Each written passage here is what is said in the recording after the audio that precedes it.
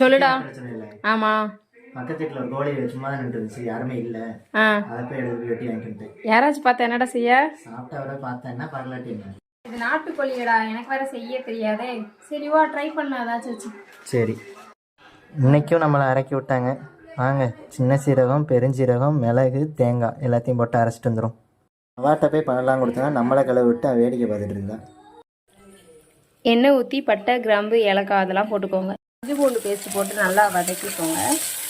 தக்காளி கொஞ்சம் நாளைக்கு முன்னாடி தமிழ்நாட்டுக்காரங்களை எல்லாரையும் கதற விட்டுச்சு. இப்போ தக்காளியே கதற விட்டுட்டு இருக்கியா?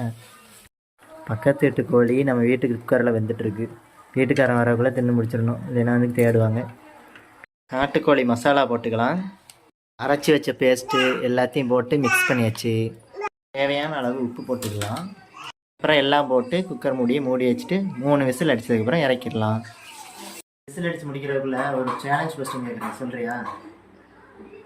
சேலஞ்சே நமக்கு ஆகாதடா. சரி சொல்லு பார்க்கலாம்.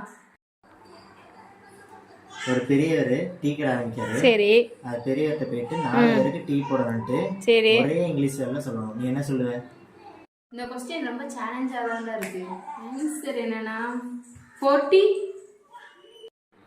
பர்சனாலிட்டி. ஓ சூப்பர். குழம்பு ரெடி ஆயிட்டு டேஸ்ட் பண்ணிட்டு சொல்லு. சொல்லிட்டா போச்சு. ஸ்மெல்லாம் நல்லா தான் இருக்கு, டேஸ்ட் கொஞ்சம் கம்மி. லைக் பண்ணுங்க, ஷேர் பண்ணுங்க, சப்ஸ்கிரைப் பண்ணுங்க. நண்டு சிண்டு சேனலுக்கு சப்போர்ட் பண்ணுங்க.